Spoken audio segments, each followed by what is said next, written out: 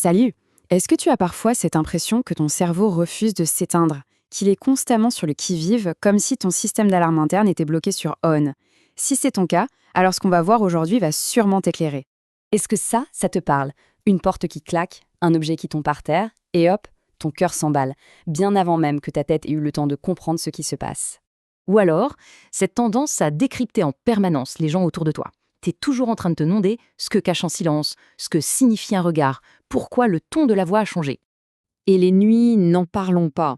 Le moment où tu devrais enfin te reposer, mais où ton esprit, lui, décide de repasser en boucle des conversations, des scénarios, des inquiétudes. Si tout ça te semble familier, sache que ce n'est pas juste dans ta tête. Ce que tu vis a un nom, ça s'appelle l'hypervigilance. Alors, rentrons un peu dans le détail.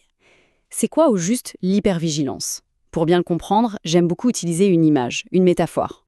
Imagine un peu un gardien de nuit, mais un gardien qui ne prend jamais de pause. Il est là, 24 heures sur 24, 7 jours sur 7, à surveiller chaque porte, chaque bruit, chaque ombre. Eh bien, ton cerveau en état d'hypervigilance, c'est exactement ça. Il scanne en permanence ton environnement à la recherche de la moindre menace, même quand, objectivement, il n'y a absolument aucun danger. Et là, c'est super important de faire la différence. La vigilance saine, c'est notre amie. Elle s'active quand il y a un vrai danger, genre avant de traverser la rue, et puis une fois le danger passé, hop, elle s'éteint. L'hypervigilance, au contraire, c'est quand ce système est en surchauffe totale. Elle se déclenche pour des fausses alertes, dans des endroits où tu devrais te sentir en sécurité, comme sur ton canapé, elle est permanente. Et du coup, au lieu de te protéger, elle t'épuise complètement. Parce que l'alarme ne s'arrête jamais. D'accord. Mais alors, pourquoi? Pourquoi cette alarme est bloquée? Si elle l'est, sache que ce n'est pas une question de volonté. Pas du tout. C'est une réponse biologique bien ancrée. Ça, c'est vraiment le point le plus important à comprendre. Et ça peut être une vraie libération. L'hypervigilance, ce n'est pas un choix, ce n'est pas un manque de self-control. C'est une réaction automatique de ton système nerveux qui est resté comme coincé, bloqué, en mode survie. La science nous l'explique très bien, notamment grâce à la théorie polyvagale. Pour faire simple, notre système nerveux a plusieurs états. L'hypervigilance, c'est quand il est figé dans l'état combat ou fuite. Ton corps est constamment prêt à bondir, à réagir. Et c'est terriblement épuisant. Le but d'une thérapie, ça va être de l'aider à revenir dans l'état de sécurité, celui où on peut se connecter aux autres et se sentir bien.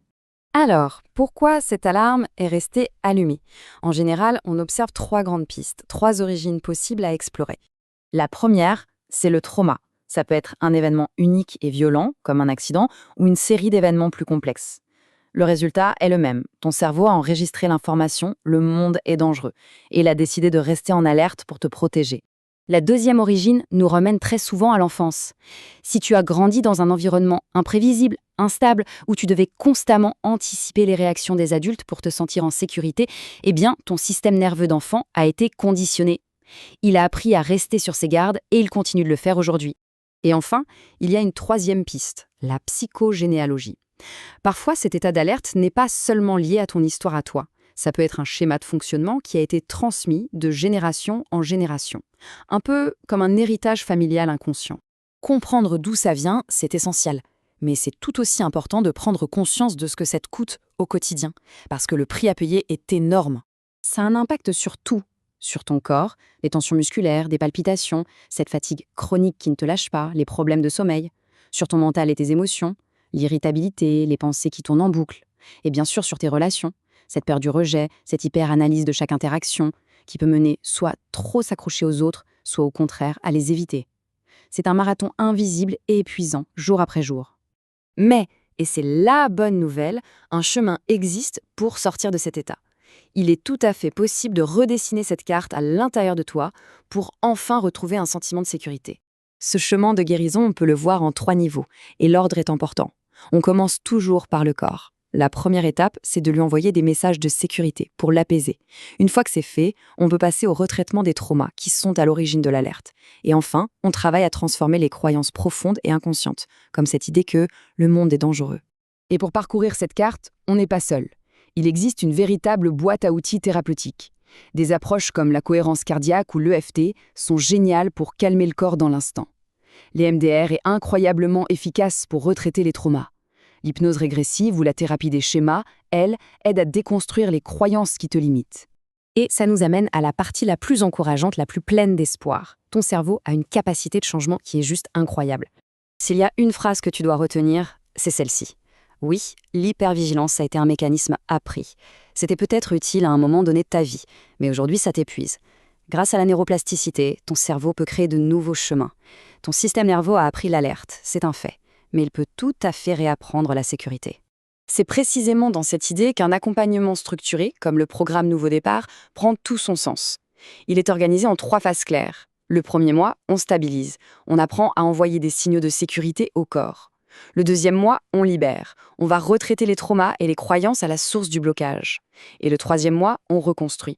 On apprend à vivre autrement, à faire confiance et à se sentir enfin en sécurité dans ses relations. Si tout ce qu'on vient de voir résonne en toi, je veux que tu te souviennes d'une chose. Tu mérites de vivre sans cette tension permanente, vraiment. Si tu as envie d'en parler, de voir comment tout ça s'applique à toi, je t'invite à prendre rendez-vous pour un appel découverte.